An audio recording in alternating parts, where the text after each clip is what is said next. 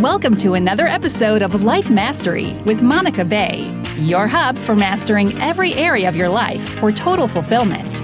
And here she is, your host, the healer in heels herself, Monica Bay. Well, hello everyone, and welcome to the show. I have with me a wonderful, fabulous, phenomenal guest. I have Diamond Williamson. Yes. Yay! Hi. And the crowd goes wild. I love that. Yes. And so Diamond Williamson is a chief video strategist, and she has been on many television networks, including OWN, VH1, USA, WeTV, and many more. And she is also producing her own things now, which we're going to get into today. So she is an amazing, phenomenal creator. And so today's topic is all about creating your own lane. Thank you. Yes. I like to hear that. I take pride in that. Yes. So let's get into it. Okay. I want to first get to know a little bit more about you. Yes. And who you are. So tell me a little bit about the moment that you decided to get into television, and what was your driving force?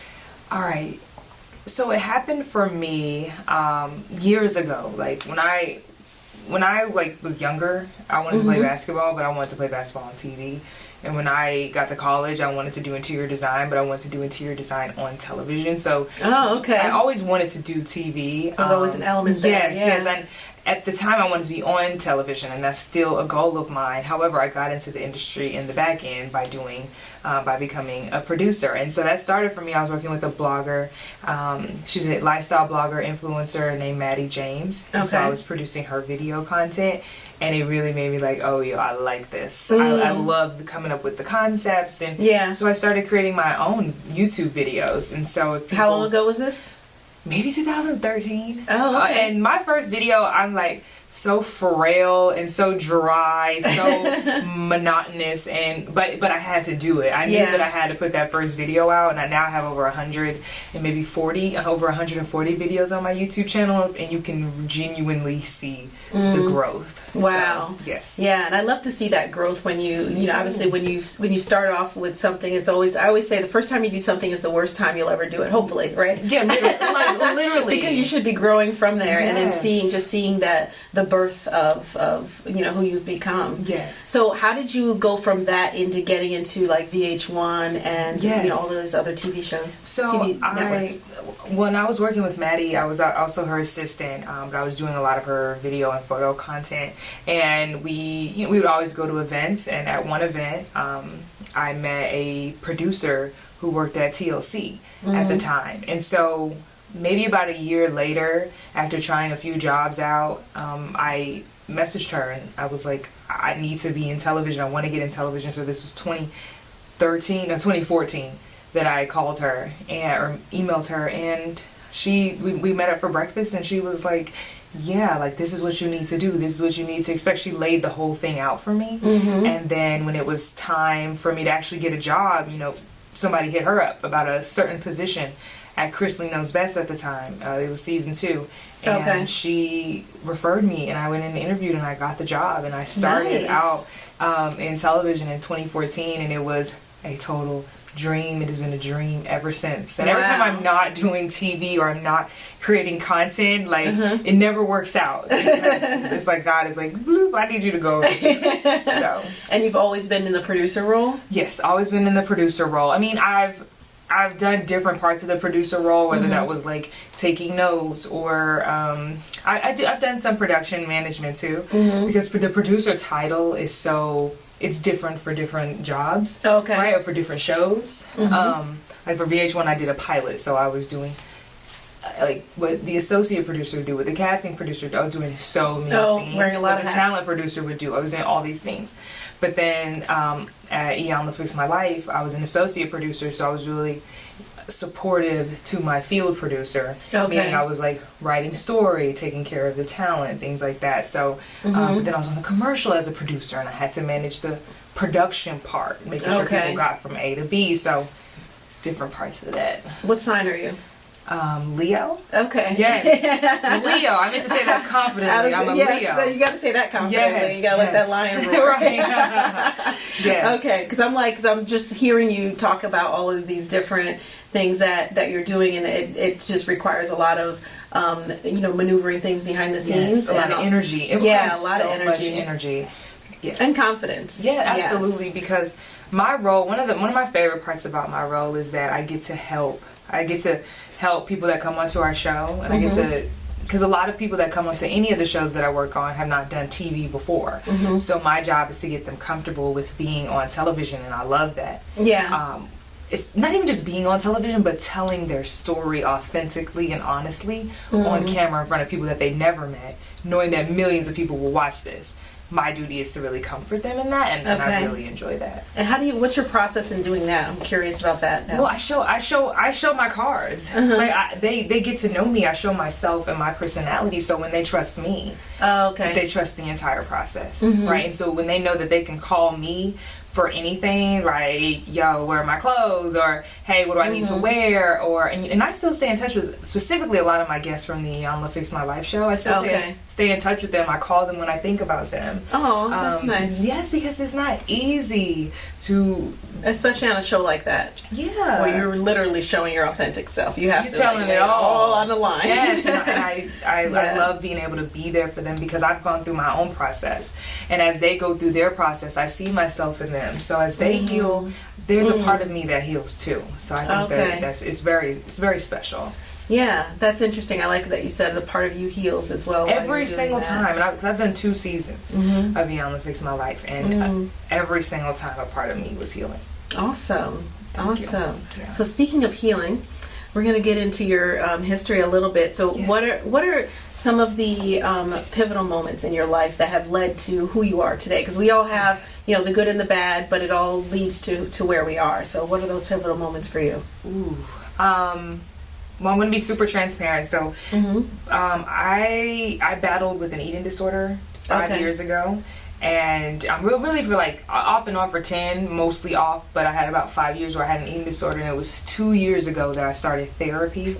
So I really would have to say that out of everything, therapy has been like a pivotal moment for me because it led me into recovery from an eating disorder. Now almost 2 years recovered from an eating disorder. Congratulations. Thank you. Without going to a center, literally me, God, and support groups and therapy. But I'd have to say, going to therapy really, between going to therapy and after going to therapy, working again on Iyanla Fix My Life, I feel like I really stepped into who I am, who I want to be, and I feel like I've been confident and laser focused in what I want to achieve, and actually believing that I can. I think therapy helped me with that. Interesting. So do you mind sharing what your eating disorder was? So I have bulimia. Bulimia, It's one of the very, I would go to support groups and I'd be the only black person. It was very hard. Very hard. Yeah, well, it's not like there aren't a lot of black people that are bulimic. They just don't. Yeah, they don't talk about it. They don't talk about it. Show exactly. up. And because I have a girl who has bulimia, that she calls me, and I try to help support her through this, and it's very hard. But I'm happy that I can be there for her because it's not something that's easy. Because a lot of people just say, well, just eat. Why do you have a problem with food? Well, because it's a mental thing, right? Yeah. I mean, but eating disorder is a disease similar to alcoholism, similar to drug use. It's not just easy for someone to put down the bottle. It's not the same. So yeah, it's like telling someone who's procrastinating, just get the work done. Yeah, it's literally not. There's a reason why it's not getting done. It's a deeper thing. Yeah, because it's covering up. It's my way of dealing with things. Exactly. Yes. So what did you find that was at the root of that? So I mean, or did you ever find the root? I did. Okay. So just things that happened to me, and that I had to deal with in my family. And so that I'm dealing with now, which has been great, right? And I think therapy has helped me have very important conversations. Yeah. And it's helped me strengthen the relationships in my family, and most importantly with myself. Yeah, which is the most important relationship that can exist, is the one you have with yourself. Absolutely. I feel like before therapy and before being in recovery, I was seeing in black, white, and gray. But now in recovery, everything is so colorful, and I'm so excited. I feel so grateful for everything. Yes. Wow. So that's interesting. I'm glad thank you for sharing that. Yes, Authentic no problem. self. Yes, no problem. That's literally Yes. the thing that comes up for me when I think about pivotal moments. I mean, Yeah. I wouldn't be who I am today, which is sometimes hard to admit and believe without having gone through what I went through. Yeah. And how long were you bulimic? So I was off and on for 10 years because Oh, wow. college, and then I went to a retreat. I went to an eating disorder retreat, and I was abstinent for 5 years, and then I started up again. So and then now it's been almost 2 years. Okay.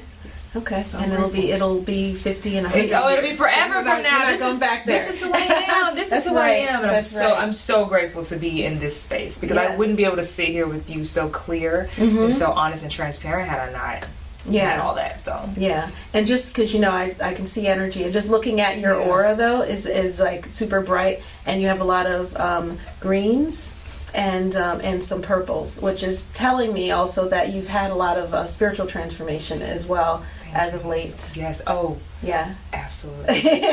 Absolutely. I've made it a priority to have a morning routine where I'm reading. It's so important. Yes. I always tell me what's in your morning routine. So every morning, and I just want to preface with the fact that if I talk to anybody before my morning routine, it's not nice. Like, my girlfriend tried to tell me what to do one day. I was like, I can't do it. I gotta go. Bye. So in the morning, I read my Bible. I read a daily word. I read my Iyanla devotional. I read a Joyce Meyer devotional. I get up and stretch. I make sure I make the bed. I have a manifesto on my wall that I like that. Series of affirmations that affirm that I will sell a television show in the next 6 months. So I state that with the Bible verse at the end, and then I read a chapter of a book every day, every morning. So right now I'm reading Atomic Habits. Superb. Oh, I'll have to add that to my list. It's superb. I mean, if anyone is having challenges or trouble creating habits, new habits, that book is the one. It's the one. Okay. Well, as you know, I'm a hypnotist, so I work a lot with people in habits, and I love reading books that other people have written about that as well. Sometimes I incorporate those things into my practice. So it's really good. And so reading a chapter a day, because they're 7 to 8 pages, I'm able to learn something new every single day because of that. That's awesome. So I think that's important, those elements that I just heard you say, basically similar elements that I put in my morning routine, which is teaching myself something new every day. Yes. I call it train your brain or feed, sometimes I call it feed the brain time. Yeah, but it's like reading or listening to a podcast or whatever I feel like doing that's educational for about an hour in the morning, and then also the meditation and doing affirmations and all of those things are so important. Journal, I forgot about those too, but yes, I try. Yeah, journaling. I always journal after every meditation because I always receive so much in the meditation. I got to write it all down. Right. No, I want to try to get up earlier. But it's freelance life. I'm just I'm just waking up. My goal is 6, but in my habits book, it was saying, how to build that up. So creating that new habit of getting up early. I had to do that actually because I'm a night person. Same, me too. Where I could stay up until 3-4 o'clock in the morning, just like that's my time to work actually, and like I'm good. But then I would want to sleep until like 10 or 11. Same. Oh my but gosh. in the real world lifestyle that we live, we can't do that anymore. Now that I'm older. So I had to force myself to become a morning person, and now I get up at like 5:30, 6:30 every day. That's the goal. I'm averaging 7 every single day. So my goal is 6, and that's what my book was saying. Like, first start by making sure that you're in the bed by 10 o'clock at night. Yeah. And then the next habit will be making sure you turn your social and your phones off at 10, and then you make sure that you close your eyes by 10, and then you build it up that way. So I'm gonna start by just getting to bed by 10. Just start by getting to bed because I can stay up to 1 is my latest. But I really want to work on getting up at 6. That's my goal. Okay. Yeah. I used to be able to. I don't know what happened. You can do it again. Yes. Keep reading the book. Yes. It'll show you exactly. That's awesome. In your life, now you just talked about one of the pivotal moments that you've had. What other challenges have you had? You can either choose to tell me a challenge in life or in your business and career. Well, I feel like there's 2, but I'll pick one. You can give 2 if you want. Okay, so there's 2. After being in recovery, I realized that I didn't want the business that I had last year, which is Blossom, a video on demand platform for women of color. So very similar to Netflix, the goal was to have this platform where women of color can come to see themselves in like all types of content. And so last year I left Blossom, and while I still have ownership, I left, and that was very hard for me because I let Blossom and myself become one and the same thing. So I identified with Blossom. I get it. Yeah. So when I left, I was like, well, who am I? Who am I? And are people gonna know me? Like, and so I had to do a lot of work to make sure that I could separate myself and that would never happen again.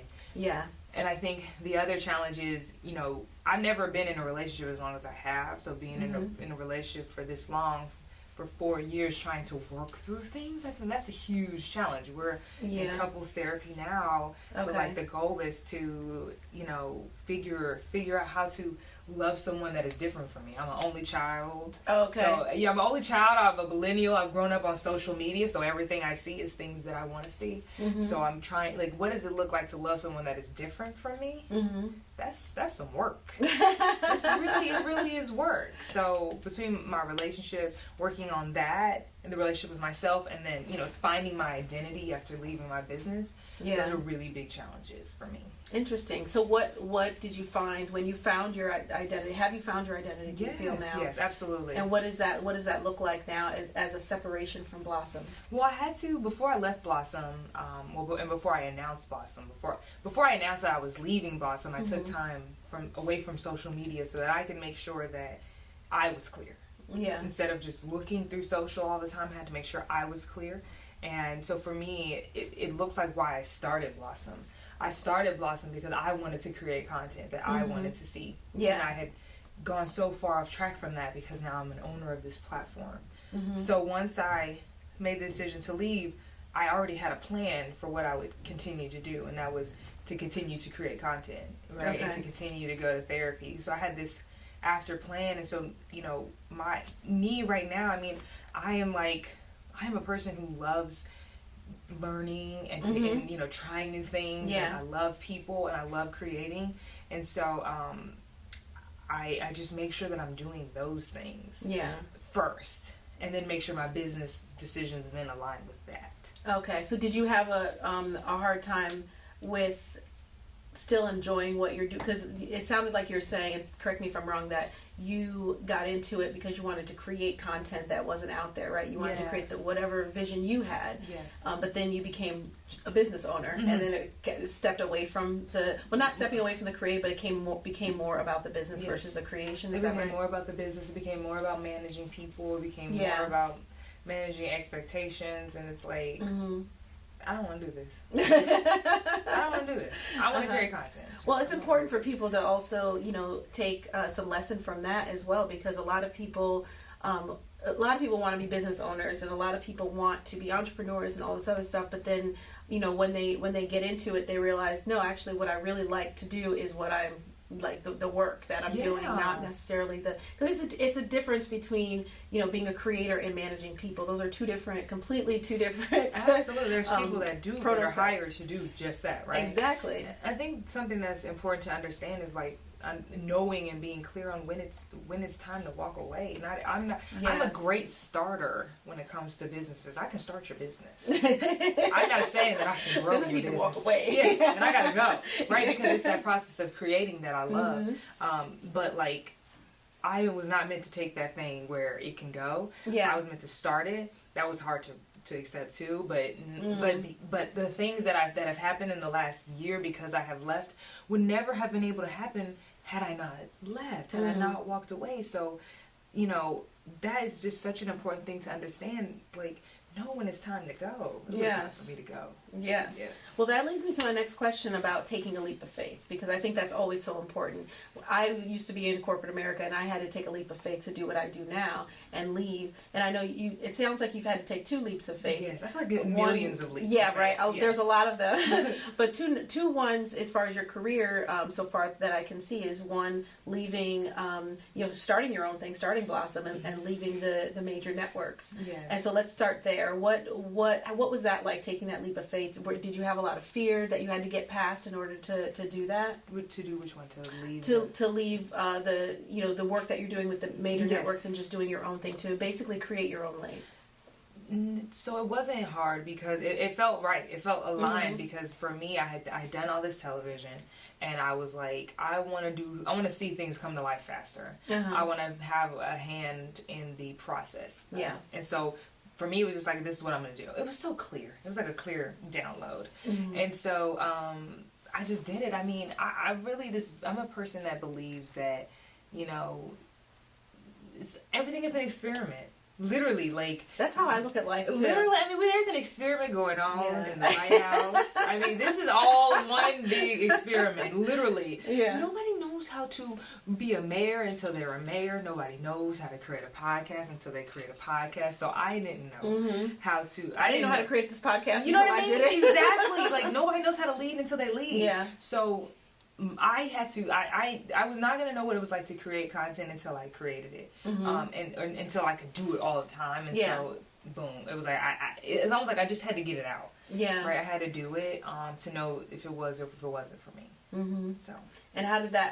How was that when you first started doing it? Was it like a liberation? Oh, it was hard. Yeah. It was hard because I wasn't. I was trying to find gigs, trying to make sure I stayed in alignment with things that wouldn't take me off track. So it was tough, but it was exciting because I had a vision, and 2.5 years later, I was able to achieve some of the vision that I wanted. The vision changed along the way, but it was hard in the beginning. Yeah. But I was just determined. I was focused. Yeah. I was focused. I think the focus helped. Yes. Oh, the focus, definitely. And one thing that to point out to the listeners, a lesson that for what you just said, that it was that the vision changed along the way.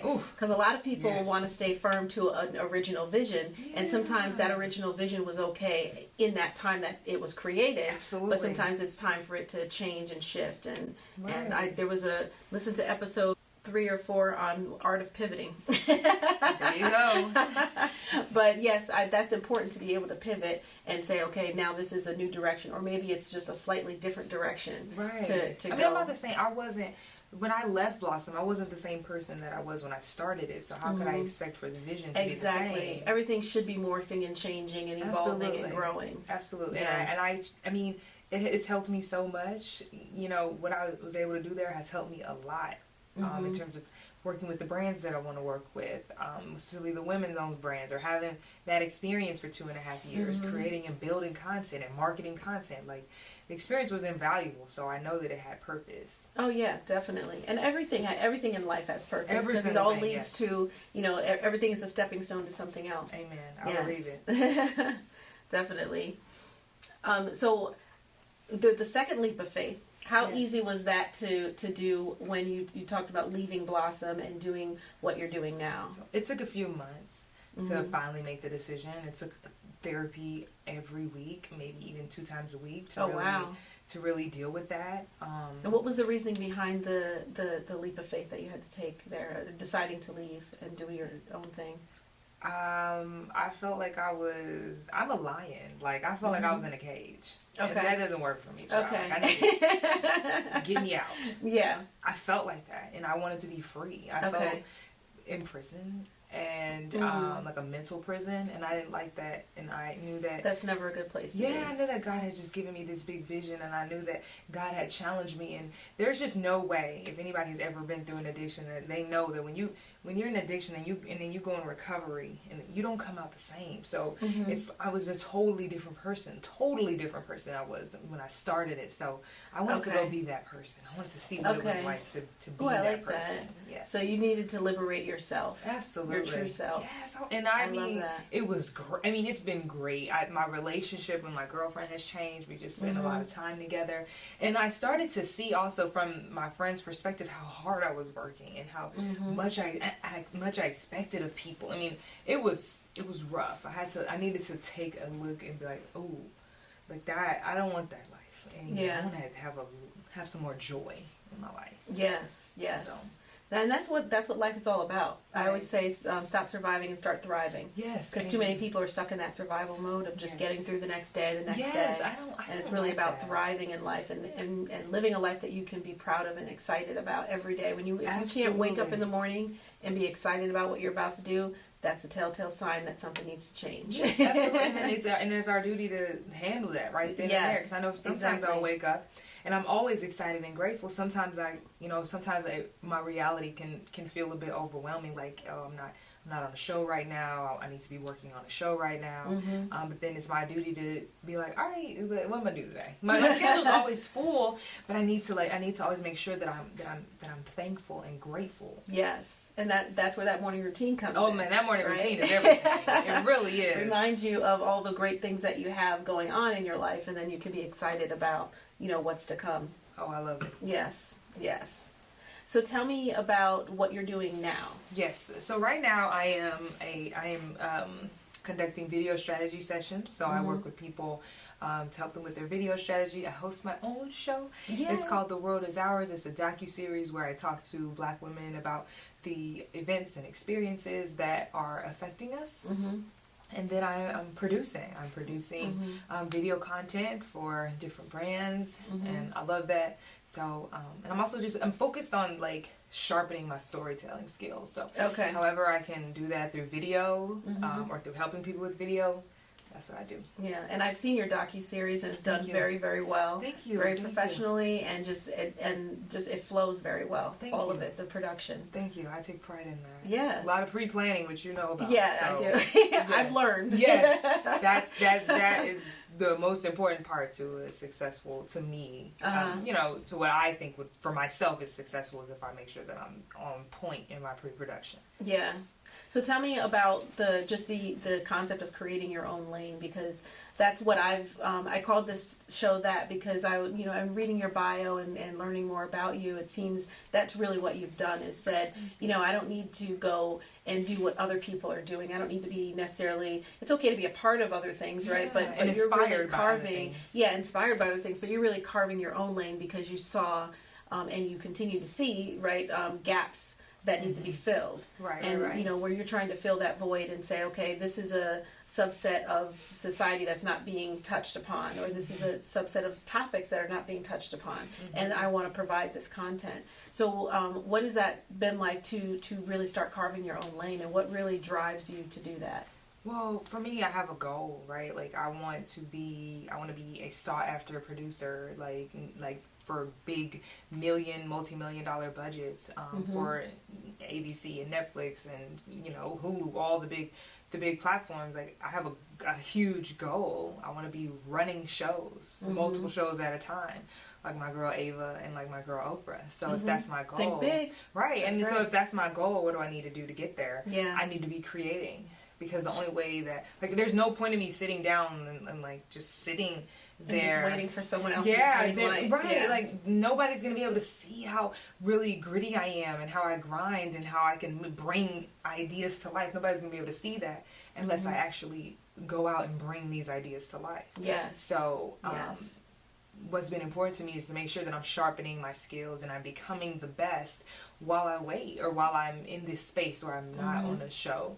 I just create my own show, or while I'm not on a commercial, I create my own commercial. Yes. That's how people can know that I can direct and that I can produce. It is, because there's a lot of people that have a lot of talent, but they sit and wait for someone else to I don't understand the point. Yeah, I don't either. Yeah, like, I understand why they do it, but it's not what, if you have a talent and you have something that you need to be put out there, and no one is walking up to you and giving you that opportunity, you have to create your own opportunities. Yeah, I mean, I really feel like it comes down to how bad do you want it. I want it really bad. Yeah. So for me, and how much do you believe in yourself? Exactly. That's a big part of it. That's a big thing. I think for me, I think about my children that I will have, and the type of life that I want for them and for myself. And I cannot get there unless I just keep doing these things, right? Yeah. Get to this certain production, get to this certain income and all these things. So I'm just like laser focused, because I have this vision of millions of women seeing the shows that I create. Yeah. And one of the ways that they're going to be able to see that is through these network relationships. So yes, I'm working on that. So what is the project that you're most proud of? Ooh, goodness. I'm very proud of the over 140 videos that I have on my YouTube channel. I am. Yeah. Because my show's called The World Is Ours. It's in season 2. And but in the last 6 years, I've had iterations of that. Like I've started it and I've stopped a version of it. I've started and I've stopped a version of it. But I'm proud because I needed all of those episodes to learn how to do this last season. Yes. Right. Yeah. Right. So I'm proud of all that content. It's training ground. Yes. Because 6 years ago when I made my first YouTube video, there was a vision. I knew that to get from where I was to get to where I am now, like I had to do all of that. Yeah. So I'm proud of that. I'm also very proud of the work that I got to do at Blossom, because that was hard work. And I learned a lot about business. I met a lot of people, a lot of like amazing women, and I created a lot of content that I'm proud of. So between those two things, I mean, I'm super proud. Awesome. Thank you. I love that question. Thank you. Thank you. So what is the biggest, since you said you learned a lot about business, what is the biggest business lesson that you've learned? Take care of myself. I would say that's a big lesson. Take care of myself. I mean, when I look back at the expectations people had of me, it was just no way they were going to get those things. Really, because I wasn't good. I wasn't well. I was waking up at 6 and going to bed at 2, and I wasn't eating right, and I was not taking care of myself. So, but here, the thing, I wanted to do all of the things that they needed from me, but physically and mentally, I wasn't going to be able to do those things because I was not eating and taking care of myself. And so, that I feel like now that I take care of myself, I'm more aware of how I treat people, how I talk to people, how I show up in the world, how I look, right? So taking care of myself. Yes. And none of that stuff, I feel like none of that stuff can really matter for me if I'm not doing that. Well, yeah, and I think that taking care of yourself is number one thing that people need to do, because if you're not okay, you can't take care of other people, right? And you can't produce, you can't act as effectively. You can't make more money. You can't do anything as effectively as you can. Not that you can't do it. You can do it. There's a lot of people that grind and they do it and they get through, but they're not at their best. Absolutely. And you can never reach your pinnacle if you're not taking care of yourself. I think that's it. And if I could just specify what I mean by taking care of myself, because sometimes I know that can feel general, like what does that mean? So making sure I'm nourished, and making sure I'm in therapy and dealing with the things that I need to deal with. I see a nutritionist so that she can help me with my relationship with my food. I go to support groups. I am transparent. I talk about things.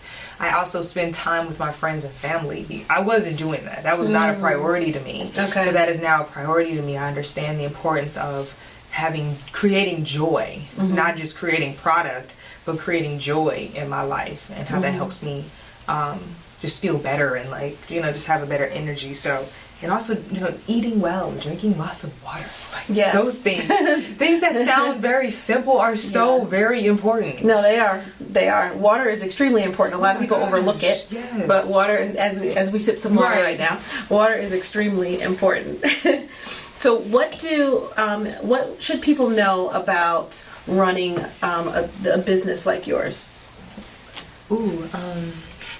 They have to know how to be creative, for sure, because I run video productions, and so we have to be creative, especially in this day and age.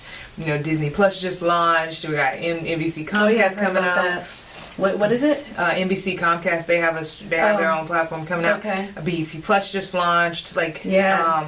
Vox has just launched their own. So Eater just launched one. There's a lot of content that's out. I mean, we are content creators. Everybody's a content creator nowadays, and so we have to be creative and sharpen our creativity skills. Have to be hungry and know how to manage things, and not be afraid to ask for what we want and what we need. I spent a lot of time learning and studying the greats and paying attention to how Ava did this and how the people at Lisa Lang's show did that. So I think that's a great show. Yeah, I love This Is Life. It's one of my favorites. I'm very inspired by This Is Life and United Shades of America. I think if you want to work in production, then start by getting on set and then understanding from the back end how some of that can work. Yes. Yeah. So in creating your own lane, what is your vision toward the future now? Well, I imagine having multiple shows on multiple networks that are all led by women, you know, directed by women, shot by women, produced by women, edited by women. I imagine that. That's what I want. And these shows that I imagine are telling a variety of different stories. They're on the Food Network and on HGTV and on ABC and OWN. So that's the vision. Like, what does it look like to be able to bring all these stories and provide all these women opportunities to, you know, be on camera or to work behind the camera, like, for millions and millions of women to see. That's what I'm working towards.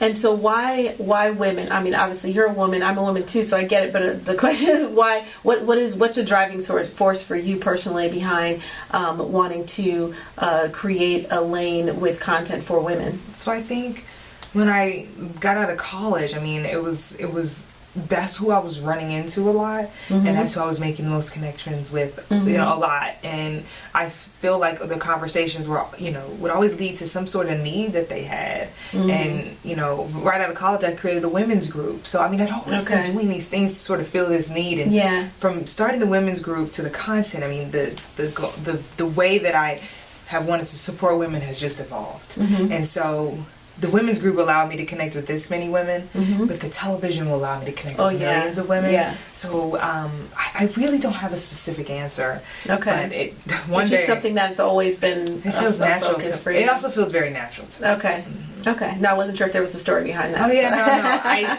I tried to bring one up, but I don't think I have one. Yeah. Okay. So what's next for you in your business? So I will be selling TV shows. Yeah. I will be doing that. Okay. Selling them to major networks? I will be selling them to major networks and to major streaming platforms. These are your own shows that you've created?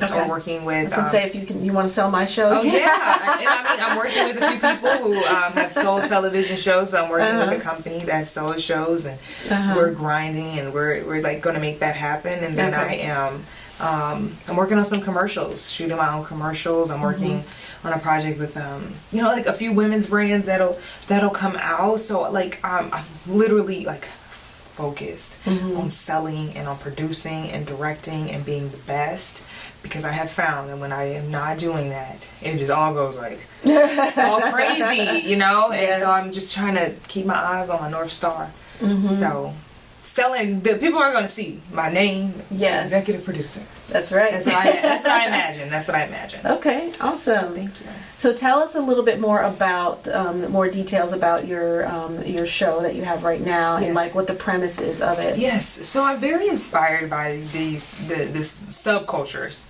specifically subcultures in our community as Black women specifically. So this season I've gotten to explore what shame and guilt looks like for Black women. So we talked about that. We talked about I talked to a few Black women who were in Generation Z, and so talked to them about their needs and what it was like to have MySpace at 8 years old. Child, I don't even understand it. But I wanted to hear from them. I talked to Black women about politics and what that means to be getting organized for 2020. I talked to Stacey Abrams' team at Fair Fight Action, which was a lot of fun. And then my season finale is an episode about finding religion as a queer Black woman. So talking to women who are in the church, or a woman that's a pastor but they're queer, and you know what that looks like for their relationship with their family. And so I wanted to just talk to very specific women in the community about their experiences, to really in hopes of like opening up.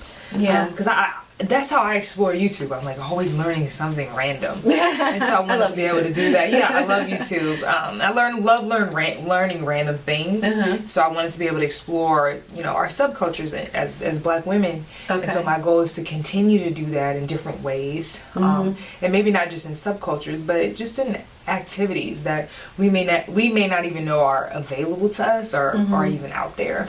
Okay. It's a big show about exploration. I like whether that. It's mental, spiritual, or you know, geographical, like Yeah, that's what it's about. And your hopes are to, just kind of bring those topics to the forefront, make people think. Yes, and make people excited and teach people something and really put people on, right? Like so if I'm a black woman and I want to get organized, if I'm a black woman in rural Georgia and I don't know that there's a group called Fair Fight Action that is here to help me make sure that I know my voting rights, like now I know, right? Yeah. Or if I'm a black woman and I've dealt with shame and guilt, here's a conversation. We had therapists on the show too. Here's a conversation. Or if I'm a black woman who needs to understand my leadership presence, right? I had Kylie Carr on the show. Love Kylie. Yes, I saw that episode. So though I just want, and I also, part of it is, I'm just the vessel, right? So God gave me the vision, and I'm doing these things, and I love it. It makes me like the most excited to see these things come to life and to be able to create this content and to have conversations like you and I are having. Yes. And I also have a passion for telling people stories, which is why I have LifeMastery. Thank you for this. Thank you for this, because I enjoy telling my story as well. Yeah, and I think one reason why I started this podcast is also so that people can learn from other people's stories and their experiences and what they have, because I believe everyone has interesting stories. If you really look at anyone's life, everyone's got a story to tell. And if they're able to be insightful about the things that have happened in their lives, they have lessons that they can tell as well. And I think you've given a lot of lessons today, and just giving your story and your journey that you've gone through so far. Thank you. I hope that it helps someone, because I know it's listening to conversations like these that help me. Yes. Yeah.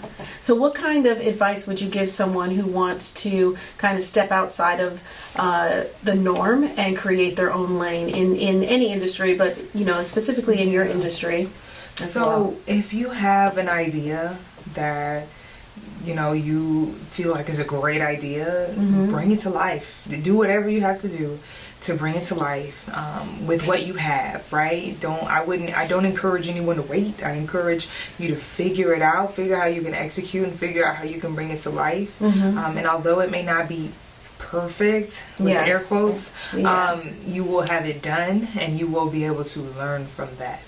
So I would just encourage anyone, bring your ideas to life, figure it out. You can, you always can. Yes, I always tell people that don't wait for all the lights to be green. So many people are waiting. Well, I'll do that one day when I have this. Right, after the kids graduate, after this happens, and then there's always something else, and then they never do it. And then the idea dies, and their dreams die, and it's important. That's heartbreaking to me. It is. My dreams are what I have. I tell my partner all the time. I'm like, this is it for me. Like I put so much emphasis on this, because this is literally my life. The visions that I have, the dreams that I've been given. Non-negotiable. I gotta get there. It's gonna happen. Get there. Yeah. So. Yes, I love that. And I love that drive and that passion. That's so Leo of you. Thank you. Yes, I love the energy. I think it comes from feeling well, though, and taking care of myself. Know what I mean? It does. Yes. So thank you for having me. I'm honored. I love your audience. I think they're amazing, and whatever I can do to support them and to support you, I will. I appreciate that. Thank you. So, last question I ask everyone: what does LifeMastery mean to you, and what does that look like in your life? It looks like reading every day. It looks like praying every day. It looks like talking to my boy God every day.